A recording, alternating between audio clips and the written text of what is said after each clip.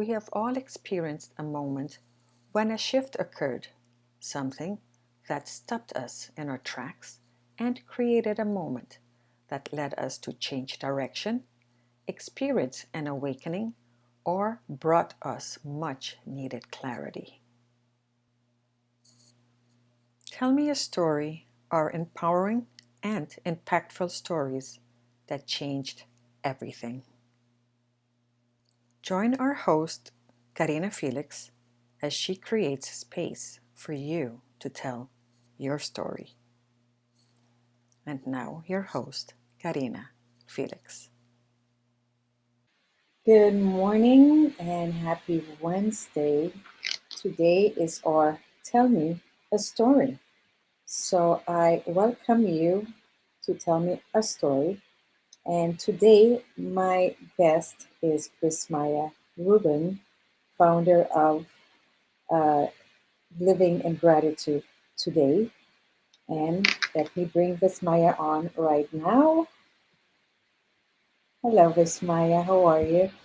I am wonderful. How are you? I am excellent. Good. So I am going to pass this on to you. So take it away. Have fun. So, hi everybody. I am Vismaya Rubin. I am a mental health advocate, founder of Living in Gratitude Today, and number one gratitude gangster. What? So, three words changed the trajectory of the night my mother died. Live with her. Live with her. So, let me give you a little background. On last year, August 30th, I got a phone call from my mother. My mom was living in an assisted living facility and she was having a really bad day. And so was I. So I was driving home from North Carolina. I was super frustrated. I just found out my sister-in-law's mom had passed away the day before. I was sad. The show that I was at didn't go as well as I wanted it to go. And my mother calls me up at 8 in the morning and just starts yelling at me. Where are you? Why aren't you home? You put me in this rotten place. You need to be here. I can't believe you left me here. On and on. I said, Ma, I said, now's not the time to do that. I said, I'm about to get on a road trip for 10 hours. Please cut me some slack. You put me here. You need to come home right now. I'm like, I'm on my way. I'm on my way. I'll be there. So I'm on the road going from North Carolina to South Florida. And I got a few more of these phone calls and I was super frustrated. So I drove straight to her assisted living facility and she wasn't feeling good. Her stomach was hurting. She was grumpy. She hadn't been eating. The next day, I went to see her in the morning. Same thing, complaining of a stomach ache, still wasn't feeling well. The next day, Wednesday now, still wasn't feeling well. And finally, she called me up and she says, I need to go to the hospital. I said, okay. I called 911, had them take her to the hospital. She had emergency surgery that night. So now I was obviously feeling bad because I wasn't as compassionate with her as I could have been or should have been maybe on the day she was calling me to tell me that her stomach hurt. So she has this emergency surgery. Everything goes well until it doesn't. A couple of days later, she's still in ICU because she has a trach. They take out the trach. She's still not breathing on her own. They got to put it back in. And it was very interesting. It wasn't a trach, I apologize. It was for breathing. So it was very interesting because during this whole time I was sad. I was sad, I was scared, I was frustrated. And it was all of these emotions were coming up, right? What's happening with my mother? Her body had gone through the surgery okay, but she still was not doing so well. So to make a very long story short, the Thursday before she died, I had some serious decisions to make. The hospital had been asking me, what is it you want to do? My mother had necrosis of the wound. So the surgery went well, but it wasn't healing. So she had necrosis of the wound, which means that areas around her surgery, the wound, were not healing properly. and it was actually dying. And they said we could do that. We could do another surgery. We could put her through another surgery. And I had to make a decision. What would my mother want? So I said, I can't do anything until you call in a rabbi. Okay. So they wanted to call in hospice. And I said, before I speak to hospice, I need to speak to a rabbi. So Thursday happens. Friday, I don't hear from anybody. My phone is on. Other people are calling me. I'm going about my day. I'm sitting with my mother. I was in the hospital all day. So Saturday morning comes and the doctors come in and they says, well, did you talk to anybody? And I said, no, I didn't. He said, what do you mean? I said, hospice never called. The rabbi never came in. I said, and today's Shabbat. It's a holy day for Jewish people. How am I going to get a rabbi in here on Shabbat? He says, don't worry, we got you. Okay. So I was sitting there. Within 10 minutes, in walks a rabbi, an Orthodox rabbi. So if you know anything about Judaism, for an Orthodox rabbi to happen to come into the hospital 10 minutes after I talked to the doctor, that's pretty unique in and of itself. Because on Shabbat, people who are very observant, they don't answer the phone, they don't do work, they don't drive, they're in synagogue, they're praying all day. So I said, how did this happen? And here's where miracles start to happen. One of the nurses heard the doctors talking. She says, don't worry, I got you covered. She knew the rabbi. She called the rabbi, who happened to be part of a special team, and he was allowed to use his cell phone according to Jewish law during that time, and he shows up. So we're having a conversation, and I said, I don't know what to do. I said, my mom's body is deteriorating. The wound's not healing. He said, what would your mother want? And I told him, I said, she would not want to keep going on like this. He says, well, you've got your answer. And in my head, I had been doing all this reading, and I was like, am I playing God here? Am I making a decision that I shouldn't be making? Once he said that to me, I felt much better. I said, okay.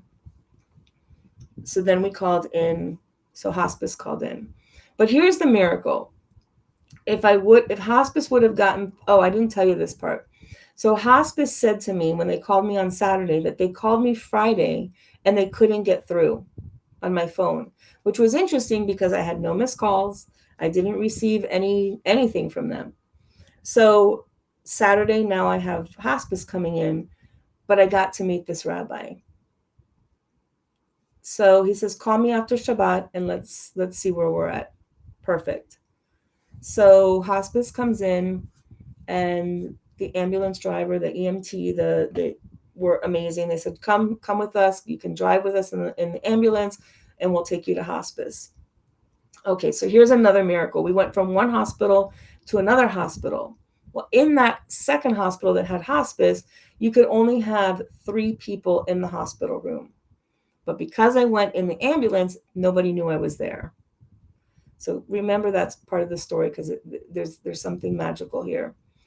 So I go to hospice with my mother in the ambulance, and I call the rabbi after sundown, and I said, hi, it's Vismaya. We spoke earlier.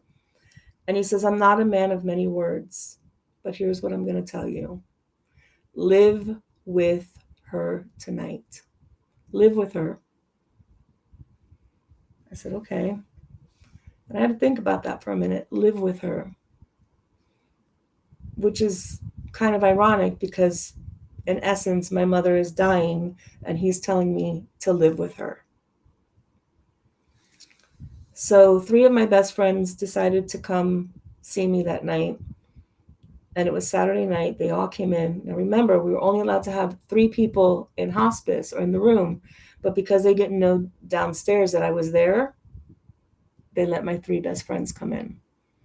So they came in. We were talking, and I remembered what the rabbi said, live with her. We played music, we danced, we laughed. And it was this magical experience, because really what could have happened was we could have been very sad, solemn. We cried, for sure. We felt the sadness, but we remembered to live with her. So there was a lot of laughter in the room. There was a lot of joy in the room. There was a lot of telling of stories, and they spent so much time in my house, and my mother had known them since we were 17 years old. We all went to a high school in Israel program together. So live with her. And we did that. We lived with her. So they leave, and then I have a new crew coming in the morning, and I kept remembering the words of the rabbi: live with her, live with her. And interestingly enough, the night we got to hospice, when the doctor said to us, live with her, or when the rabbi said, live with her, when you go from one hospital to another, it takes some time for the meds to get ordered. It takes some time for them to be administered. So this was the first time in 10 days that my mother was cognizant. The night the rabbi said, live with her. So when she saw my friends, who she used to call her other children, when she saw my friends come in, her face lit up. She smiled.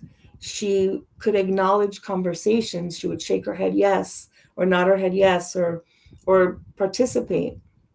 And it was the first time that had happened since she had been in the hospital.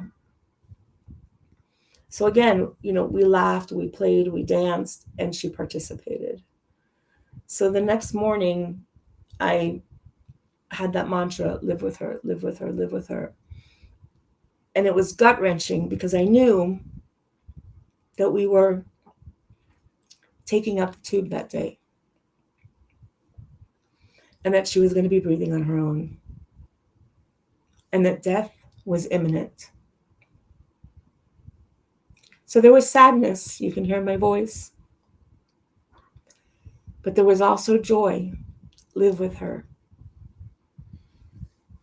So again, we talked, we laughed, she was kind of out of it, but she still knew I was there, and anytime I would move in the room, she'd follow me. And my brother came in the room, and he put his head to my mother's face, and he was talking to her, and he looks at me and he says, Boo, she said, I love you. And my face was in her hand. And I said, Ma, did you tell me you love me? And she shook her head yes. And a tear came down her face. Live with her. And he said to me, she said it twice. So her best friend comes, and we're again listening to music, and we're trying to keep it as upbeat as possible, and we're telling stories, and we're telling my mother how much we love her. And she's not able to speak, but she hears us, and she's able to let us know that she knows that we're there. So the night goes on, and my brother and I have this horrible habit of laughing at the most inopportune moments. We've been known to laugh at funerals. We've been known to laugh if people fall. We've been known to... It's not very nice, but it's what happens. And I looked at him and I said, when my mother dies, if you make me laugh, I said, you're in trouble. So of course that got us hysterical. So we're having the most inappropriate conversation throughout the night. We're laughing, we're talking, we're joking, we're giggling, and we're talking to my mom. We've, said many beautiful things, with her, to her. And one of the hospice nurses come in, and she says she knew that I was Jewish, and she wasn't. She says, do you mind if I pray with you? Live with her. We'll take prayers from anywhere. I said, please do. So she prayed with us. And then my brother and I, everybody left at the night. All the visitors who had come to say their last goodbyes, they had left, and my brother stayed with me. Now, this wasn't my brother's mother. This is my mother. So we're talking, we're laughing, and now it's about 11:30, and I hear this. I said, Barry, was that it? No, we had been laughing. I mean, when I'm telling you, we were laughing like hyenas about the most inappropriate things possible. We go over to my mother. We sit with her for a second, and she takes one more breath, and then she dies. The beauty of this story is this.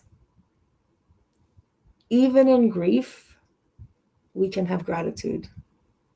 Even in our darkest moments, we can find moments and we can find things to be grateful for. The last sound my mother heard was the sound of me laughing. The last words my mother spoke were, "I love you." You know, at first I was very frustrated because I did not hear from hospice and the rabbi didn't come in. And I could have held on to that frustration, but I chose not to. Because had hospice come in or called me when they said they called me at 5 o'clock that night, it's very possible my mother would have gone to hospice that night.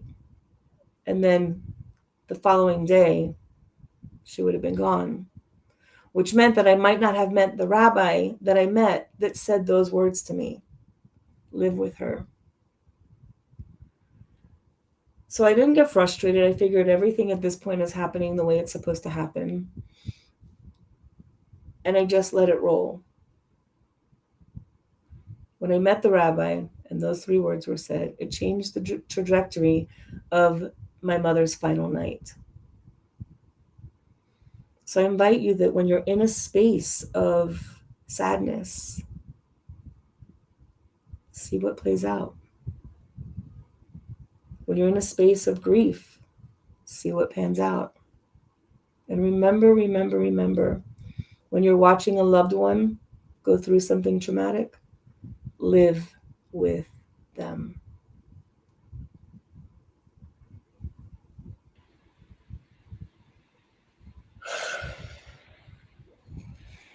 I want to cry. But I went through that story with you. And I appreciate that.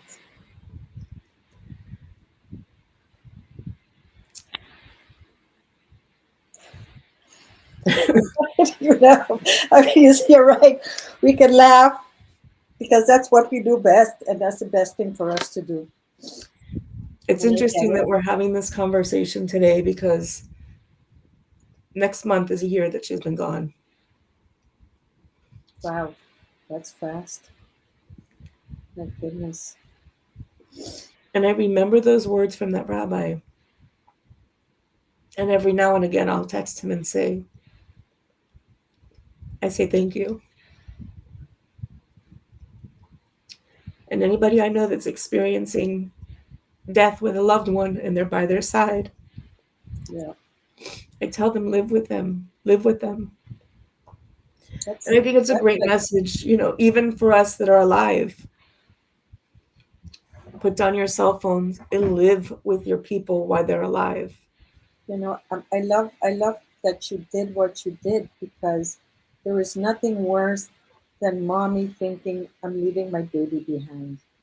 At least, like you said, the last thing she saw was you having fun. She see you with your friends, your brother, your people came around.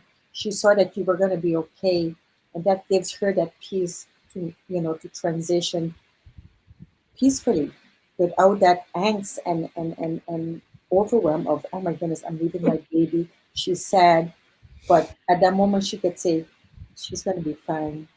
And thank goodness. I mean, the most inappropriate conversation, and we were just cracking up, like belly laugh, full on belly laugh. And yeah, the last thing she heard was that. Wow, that touched me. Oof, that was intense. And thank you so much for sharing.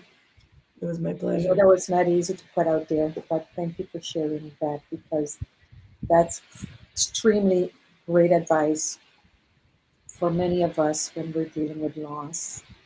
And it doesn't matter, like you said, it doesn't matter what religion, what you believe, souls and spirits, that's okay. It's the physical person here with you that you can hug and kiss and talk to. That's really what we're going to be missing. We're going to miss the physical person being there, the one you pick up the phone because you're so used to calling and going, oh, can't do that, you know. So thank you so much for sharing with us today this It morning. was my pleasure. That was amazing. Stick around, I'll be right with you. Whew. Wow. If that didn't, that touched me deeply because We've all lost someone important in our lives. So I'm not going to get much into this right now myself, but thank you so much for tuning in. Um, I am Karina Felix. I am the CEO and founder of a Fabian Network, and this is Tell Me a Story. And we'd love to hear your story, so please connect with me at some point and come on and tell your story. Thank you again for tuning in, and you could see all the other episodes or as well on demand on tv.aphadianinc.com. Thank you. Bye.